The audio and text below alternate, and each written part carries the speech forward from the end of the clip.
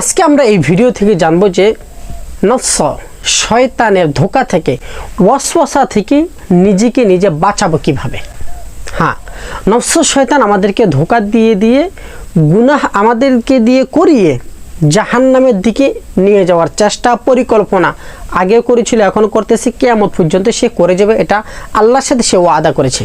আর আল্লাহ পাক রব্বুল আলামিন ওয়াদা করেছে যে তুই আমার বান্দাকে যতই ধোঁকা দিস না কেন, আমার বান্দা যদি এক ফোঁটা চোখের পানি ফেলে আমার কাছে ক্ষমা চায়, আমি আমার বান্দাকে মাফ করে দেবো। সুবহানাল্লাহ। যাই হোক, নফস শয়তান কিভাবে আপনাকে আমাকে ধোঁকা দিয়ে নেয়, এগুলো লম্বা বিস্তারিত আলোচনা। এখন আজকে আমরা জানবো তার ধোঁকা থেকে বাঁচবো কিভাবে, কি কি করণীয়, কি কি বর্জনীয়। এর ভিতরে রাসূল সাল্লাল্লাহু আলাইহি ওয়াসাল্লাম এর বর্ণিত কিছু দোয়া আছে।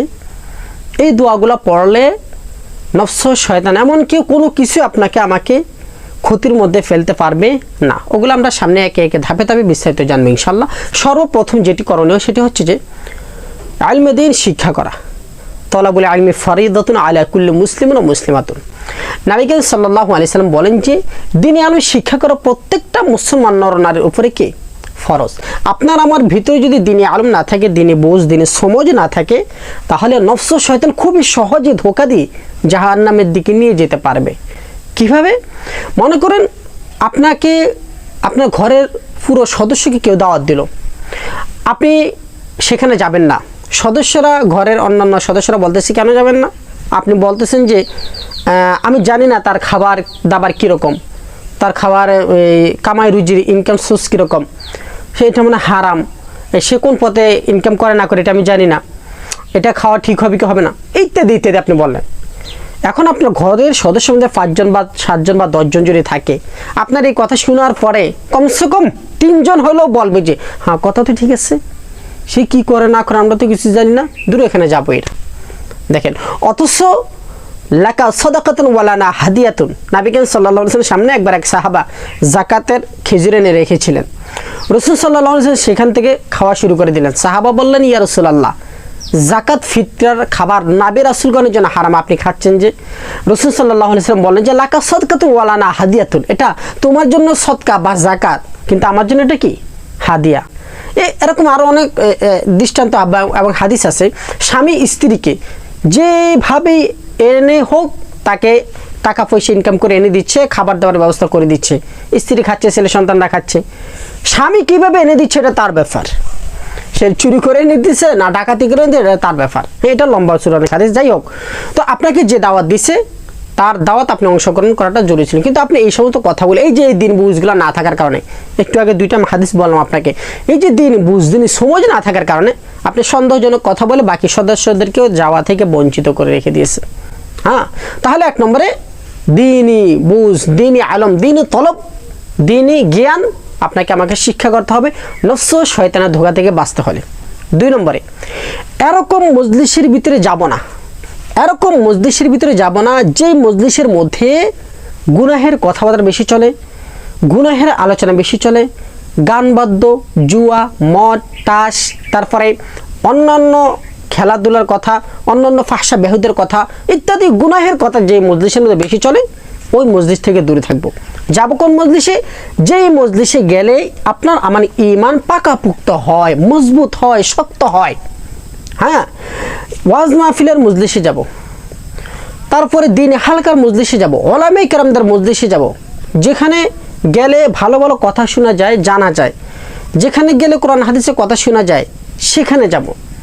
অন্যদিকে আপনি যদি গুনাহের মজলিসের মধ্যে যান, নফস শয়তান আপনাকে ধোঁকা দিয়ে গুনাহ করানোর জন্য যেটুকুভাবে প্রস্তুত করছে, খারাপ মজলিসে যখন আপনি যাবেন তখন ওই প্রস্তুতি বিষয়টা নফস শয়তানের খারাপ মানুষের সঙ্গের কারণে, তাদের কথাবার্তা শোনার কারণে আরও মজবুত হয়ে যায়, এর ফলে গুনাহের কাজ করতে সহজ হয়ে যায়। যাই হোক, এরপরে 3 নম্বর হচ্ছে রাসূলুল্লাহ সাল্লাল্লাহু আলাইহি ওয়াসাল্লাম যে সমস্ত দোয়াগুলো বর্ণনা করেছেন যে এই সমস্ত, এই দোয়া পড়লে এই লাভ, এই দোয়া পড়লে এই লাভ, অর্থাৎ আলা বিযিকরিল্লাহি তাতমাইন্নুল কুলুব। আল্লাহ পাক রব্বুল আলামিন সূরা রাত আয়াত নম্বর 28-এর ভিতরে বলেন যে খবরদার, আল্লাহর জিকিরই তোমাদের দিলের মধ্যে ইতমিনান, শান্তি, প্রশান্তি দিয়ে থাকে। আল্লাহর জিকির তোমাকে ইতমিনান, শান্তি প্রশান্তি দিয়ে থাকে তোমার দিলের মধ্যে। নফস শয়তানের ধোকা দেওয়ার কারণে মন দিল অস্থির হয়ে যায়। এই গুণাটা কীভাবে করব, এই পড়তে কীভাবে যাবে, কোন গুনার কাজটি কীভাবে করবে, মানে মোটামুটি একটা ব্রেন ওয়াশ করে একটা অস্থিরতা ভাব সৃষ্টি করে দেয়। ক্ষণিকের মজা গুনাহের মধ্যে আছে, অস্থিরতা ভাব, মোটামুটি গুনাহ করার পরও আপনার ভিতরে অস্থিরতা ভাব থাকবে যদি আপনি মুমিন হয়ে থাকেন। তো সব কিছু মিলিয়ে দিলকে ইতমিনান এবং আপনি নিজে ইতমিনান, শান্তি প্রশান্তিতে থাকার জন্য আল্লাহর জিকির, যে সমস্ত জিকির আজকার করলে ইতমিনান শান্তি কলবের ভিতরে আসে, সেগুলো বেশি বেশি করতে হবে। তার মধ্যে 1 নম্বর হচ্ছে কোরআনে কারীমের তেলাওয়াত। কোরআনে কারীমের তেলাওয়াত বেশি বেশি করতে হবে। এছাড়া নবী সাল্লাল্লাহু আলাইহি সাল্লাম যে সমস্ত হাদিস মুবারকগুলোর মধ্যে বলেছেন যে এই দোয়া পড়লে এই লাভ, এই দোয়া পড়লে এই লাভ, ওই দোয়াগুলো বেশি বেশি করতে হবে। প্রিয় দর্শক, আসুন আমরা সেই দোয়াগুলো একে একে কয়েকটি দোয়া জেনে নিই। প্রিয় দর্শক, আমরা প্রথমে যে হাদিসটির কথা বলবো সুনানে আবু দাউদের হাদিস, হাদিস নাম্বার 5088 এবং তিরমিজির মধ্যেও এই হাদিসটি রয়েছে, হাদিস নম্বর হচ্ছে 3388। হযরত উসমান ইবনে আফফান রাদিয়াল্লাহু তাআলা আনহু থেকে বর্ণিত, তিনি বলেন যে নবী করিম সাল্লাল্লাহু আলাইহি ওয়াসাল্লাম বর্ণনা করেছেন, যে ব্যক্তি সকালবেলা 3 বার এবং সন্ধ্যাবেলা 3 বার এই দোয়াটি পাঠ করবে, আসমান এবং জমিনের মধ্যে এরকম কোনো জিনিস নাই যে জিনিসটি তাকে নোকসান বা ক্ষতি পৌঁছাবে। দোয়াটি হচ্ছে বিসমিল্লাহিল্লাযী লা ইয়াযুররু মা ইসমিহি শাইউন ফিল আরদি ওয়ালা ফিস সামাই ওয়া হুয়াস সামিউল আলিম। এই দোয়াটি আপনি সন্ধ্যায় 3 বার যদি পড়েন, সারা রাত্রি সূর্য ওঠার আগ মুহূর্ত পর্যন্ত কোনো জিনিস আপনাকে নোকসান ক্ষতি পৌঁছাতে পারবে না। সকালবেলা 3 বার যদি পড়েন, সারাদিন সন্ধ্যা পর্যন্ত কোনো জিনিস আপনাকে কোনো ক্ষতি করতে পারবে না। এমনিভাবে আরেকটি দোয়া নবী করিম সাল্লাল্লাহু আলাইহি ওয়াসাল্লাম ইরশাদ করেছেন, যেটি সহিহ বুখারীর হাদিস 6369 নম্বর হাদিস, আল্লাহুম্মা ইন্নী আউযু বিকা মিনাল হাম্মি ওয়াল হাজানি ওয়াল আজিজি ওয়াল কাসালি ওয়াল জুবনি ওয়াল বুখলি ওয়া যানাইদ দাইনি ওয়া গালাবাতির রিজাল। এমনিভাবে আরেকটি হাদিস নবী করিম সাল্লাল্লাহু আলাইহি ওয়াসাল্লাম উম্মতকে শিখিয়েছেন, যেটি সহিহ বুখারীর মধ্যে হাদিস নম্বর 3371। হযরত আব্দুল্লাহ ইবনে আব্বাস রাদিয়াল্লাহু তাআলা আনহু থেকে বর্ণিত, তিনি বলেন যে কানা নবিয়্যু সাল্লাল্লাহু আলাইহি ওয়াসাল্লাম ইউআউযু আল হাসানা ওয়াল হুসাইন, যে নবী করিম সাল্লাল্লাহু আলাইহি ওয়াসাল্লাম হাসান এবং হুসাইনকে এই দোয়াটি পড়ে দম করতেন, রুকিয়া করতেন, ঝাড়ফুঁক করতেন, ফু দিতেন।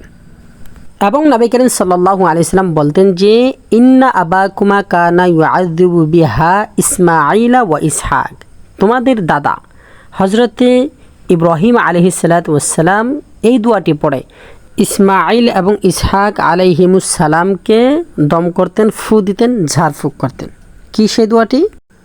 আউযু বিকালিমাতিল্লাহি তাম্মা মিন কুল্লি শাইতানি ওয়া হাম্মা ওয়া মিন কুল্লি আইনিন লাম্মা। এই দোয়াটি যখন আপনি সকাল সন্ধ্যা পড়বেন, আল্লাহ সুবহানাহু ওয়া তাআলা আপনাকে শয়তানের ধোঁকাবাজি, ফেরেকবাজি থেকে হেফাজত করবে। আপনি নিজে নিজেও পড়তে পারেন, তখন এইভাবে পড়বেন যে আউযু বিকালিমাতিল্লাহি তাম্মা, আউযু পড়বেন। আর যদি অন্য কারো উপরে পড়ে দম করেন, ফু দেন, ঝাড়ফুঁক করেন, রুকিয়া করেন, তখন বলবেন উঈযু বিকালিমাতিল্লাহি তাম্মা। এখানে প্রিয় দর্শক, আরেকটি লক্ষণীয় বিষয় হচ্ছে যে এই কাজটি কখনই করবেন না, একা একই কখনই থাকবেন না। কোনো না কোনো মানুষের সঙ্গ অবশ্যই দিবেন, অবশ্যই নেককার মানুষ হতে হবে।